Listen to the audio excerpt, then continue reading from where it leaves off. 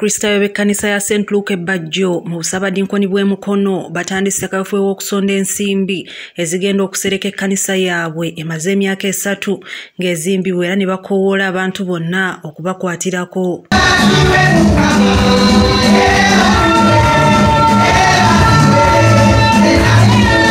Mu kusaba okutegekeddwa ku kkanisa eno nga kukulembeddwamu Reverend Isaac Lubega okusereka ekkanisa kubeetaagisa obukadde 199. Kyekigambo ekyamukaaga ebiyimbirira mukaaga kakati tukyayogera mukaaga tugamba Sande ejja Mukama yeebazibwe. Olunaku lutuuse, olunaku mulindwa. Tusaba Katonda atubeere buli omu alina obuvunaanyizibwa bwe wasabibwa okole emikwano egyo tusaba bulijjo okugikwatirako ku mbaga. Tusaba bulijjo kane mutukwatireko ku mbaga netukwata netuwaayo. Kaakati naawe kyekiseera emikwano egyo gijjukiza nti abooluganda munkwatireko nange guno mulimu gwange oyalwamu nnyindo okusereka ekkanisa. Mwesabira Mukama yeebazibwe. N'olwekyo olunaku lutuuse era bannange atannaba kufuna akatabo weebuli oba tonnaba kuyita mikwano gyo era kaadi zikyaliwo tujja kulaba engeri bwe jangola be mwani Makona ajja kutuusa kukuwa amagezi gonna omuntu owooluganda mukwano gwo gwe mukola naye osobola okumuyita bannange. Okusaba kwetabiddwamu Abakristaayo bangi era Reverend Isaac n'abakungu okukunga abantu abalala okujja ku Sande eno nga 6 omwezi ogwokuna kwe bagenda okusonderako ensimbi zino. Mukama waffe yeebazibwe. Amannya Reverend Isaac Lubega Sebyala, nze musumba mu kkanisa eno eya St. Luke Bajjo. Twebaza Katonda kubanga atubedde mu byonna. Tuli wano tuli mu mulimu guno gw'okubuulira ekigambo kye, naye ate tuli ne ku kigambo kino eky'okuzimba ekkanisa ya Katonda eno.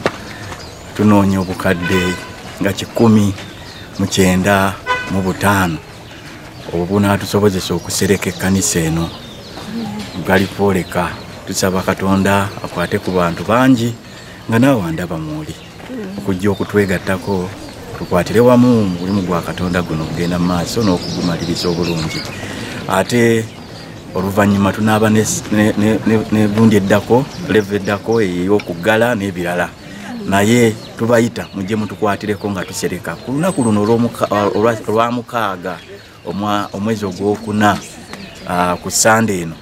Mukama abakwateko mujje mutukwatireko. Bwe tukwatira awamu guno omulimu mutono nnyo, naye bwe tuba abatono ate munene nnyo gye tuli. Tusaba Mukama abawe omukisa abawanirire mu byonna. Omubuulizi Stanley Mukasa yabuulidde mu kusaba kuno era n'ategeeza Abakristaayo ku bulungi obuli mu kuweereza Mukama.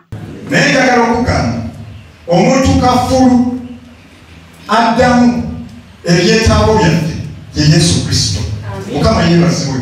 Kafulu w'ebyetaago byaffe atatiisibwatiisibwa na kyetaago kyo kyolina, ate sikaamu na kyetaago kyonna kyolina. Banya ebiseera ebisinga batugana n'ebyetaago tugenda ne tukyamu, waliwo ebyetaago by'obeera nabyo n'ogamba kino nankifuna, n'ogamba kino nsobola okituukako, n'ogamba ng'okiraba kinene nnyo, naye kafulu addamu ebyetaago byaffe Yesu Kristo. Ono naye akubiriza abantu okujja babakwasizeeko mu kusonda. Ebyetaago byonna bwe bibabeera abaana nga bakaabiza bagaddere, Katonda no yabakuddamu. Abookalidde amasiga abaana bwe bakunyigiriza ng'olina by'oyagala babeere, ng'olina bw'oyagala batuuke, nga basanyudde mu kusoma. Katonda n'akudde mu linnya lya Yesu. Ssentebe w'olukiiko olunoonya ssente z'okuzimba Julius Magona ategeezezza nti olunaku lwa Sande basuubira abagenyi bangi abagenda okubakwatizaako mu kuzimba ennyumba ya Mukama. Tuzimbye tutuuse wano we tutuuse, naye nga twagala okusereka twetaagayo obukadde 198 era nga 6 ogwokuna omwaka guno tutandika ssaawa 3. Tuli wano wennyini okukuŋŋaana ssente ezo tulabe nti ennyumba ya Mukama tugisereka ettendo lidire Mukama. Mu kiseera kino abakristaayo basabira mu kkanisa y'abaana aba Sunday School era eno gye basinzidde okuyimba ennyimba ezitendereza omutonzi n'okusaba Katonda okulaba nti omulimu guno baguggusa. Era mukaka luno luleme kubeera lunaku olusembayo okujja kwabwe wano, naye bakuumenga balabirirenga era ng'obalaga ekkubo n'okubaleetanga okusinza n'okutendereza. Waliyo abawaddeyo ebirabo okutandika okusonda ate abalala baguze kalenda ng'ensimbi ezinaavaamu zonna za kusereka kkanisa. Njagala neebaza jjajjaffe kyalina mu ngalo kikino akireese olw'okusindika.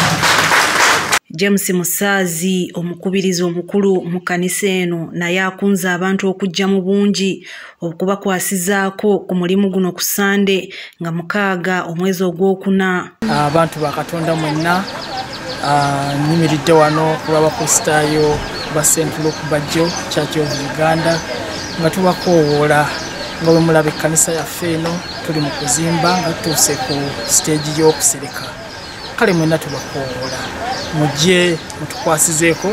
Tubadde tutemye empenda ez'enjawulo, tuyise abantu abakulu bangi, abannaddiini tubayise, ab'oku kitundu tubayise, mikwano gyaffe tubayise nga tubaagala mujje mutukwasizeeko tuteekewo ennyumba ya Mukama eno ate enaamuweesa ekitiibwa. Atubuulidde engeri gye bagenda okuserekamu ekkanisa enaaweesa Katonda ekitiibwa. Tugenda kuseresa iron bars.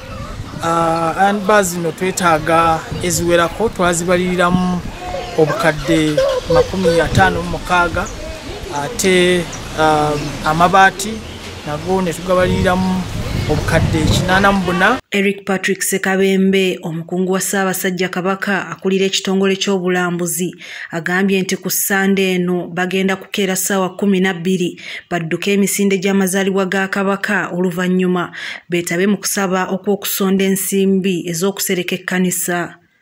Akunze abantu okujja mu bungi okusobola okubakwatizaako ku mulimu guno. Mbakubiriza abantu ba Katonda mwenna ku lunaku olwa 6 olunaku olwo lunaku tujja kukeera nnyo ssaawa 12 tujja kukeera mu misinde gya Ssaabasajja okulabika nti nno twenyigira mu mulamwa ogw'okulabika okulwanyisa obulwadde bwa mukenenya. Era nga enteekateeka eyo Ssekiboobo ajja kusimbula emisinde ku ssaawa 12 ku ssaza, era n'amagombolola gonna galina enteekateeka ey'okulabika nti nno emisinde egyo abantu bagittaniramu. Mbakubiriza mukeere nnyo tugende mu misinde ate tuveeyo tulabike nga tujja wano okumaliriza omulimu gwa Katonda. Saaviisi ejja kutandika ssaawa 3.